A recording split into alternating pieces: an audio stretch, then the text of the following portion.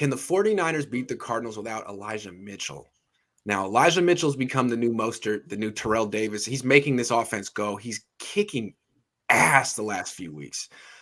On those perimeter runs left and right, he's tough. He hits the hole so hard, just like Mostert. Just like Mostert. Really fast, really decisive, great vision.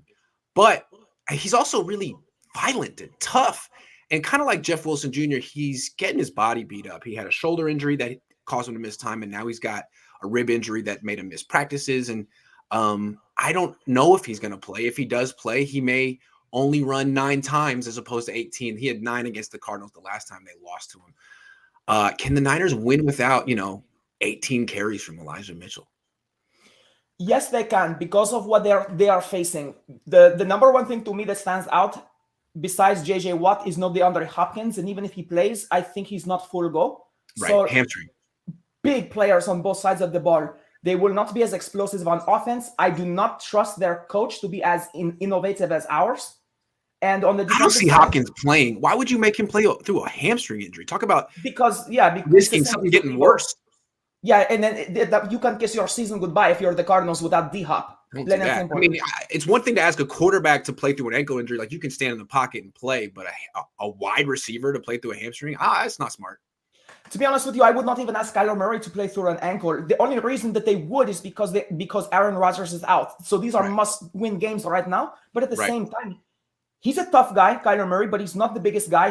He's my size, and bluntly put, this is not a person that you want being a bruiser quarterback. And right now, he's not mobile, which means he might take some hits. Yeah. I suspect they will get the ball out of the pockets more quickly if he plays. The 49ers, Fred Warner in particular, he has to be ready for that.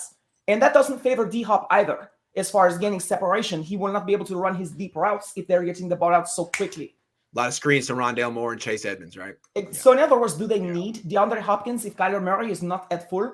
So that's the thing. So I think the 49ers can win without Elijah Mitchell as long as they open up their run game with different things. Now, that's where Trey Lance might be really cool to see. And maybe not turn the ball over to him, but pepper him in for some plays just to kind of open up the passing game a little bit more. If they can do that and they can pound the football, get their run. The other thing is, where's Trey Sermon? Why is he not? Well, here's the thing. I'm not sure the Niners can beat the Cardinals without Elijah Mitchell. Let me make the case for why it's going to be tough. Okay. Because, look, the Niners all of a sudden have discovered a run game, and they do have really good run plays, but they're all on the perimeter. They're all D-gap. Sermon is not for that. No, because their best blockers are their tackles and their tight ends and their fullback. Their guards and center are moving. They can't run between the tackles, Sybilla. I mean, I left, right, they can't run between the tackles. Horrible. And we get on Brunskill a lot. And the center gets run over. Tomlinson isn't much better either. So they're all about running to the edge, which they're very good at. And Trent Williams, McGlinchey, Kittle weren't like really good guys on the edge blocking, but you need someone with speed to get out there. And if it's not Mitchell, it's not Jeff Wilson Jr. He's a between the tackles runner. It's not Trey Sermon. He's between the tackles runner. It's Hasty. And they only use Hasty right now as a third down back. I don't like that. Put him on the field for first and second down and let him run the perimeter stuff because he's got juice. He's fast. Well, to be honest with you, I think Hasty, while he may not be Elijah Mitchell to the perimeter, to the outside, again, I think it's kind of like you lose Debo. Yep. And it's huge. But if you get back Kittle and Sherfield is doing decently and you have Ayuk, I think that you can almost make up for the absence of Debo by being innovative with your play calling and by just giving different wrinkles to the defense. I think with Mitchell out, the variety of running backs the 49ers can feature can at least give us 80% of what he brings. One more thing. What you were saying, Lance, that's a brilliant suggestion. How about getting Lance on the perimeter? The last time Lance played against the Cardinals, they ran him between the tackles on power plays and counters, which is, I'm sure something he can do, but your offensive linemen can't do it. That's not where your blocking strengths are. So why don't you get him on the perimeter? He's your best option in this game. If Mitchell ain't there, Lance on the perimeter, 2021. I'm voting for it. I'm campaigning for it. I wish we could run him between the tackles, because when you see Patrick Mahomes and Lamar Jackson, Kyler Murray, the idea of running your quarterback between the tackles seems suicidal at first. But if your guard gets his one-on-one matchup, that's all he has to do is bulldoze, move the pile, one guy. The idea is to get the linebackers one-on-one with your athletic quarterbacks, and then one juke move, and you're into the secondary. You know what the Niners can't really do need that, to do? so they have to run the perimeter. Sorry about that. You know what the Niners really need to do? They need to spend a second-round pick on a guard.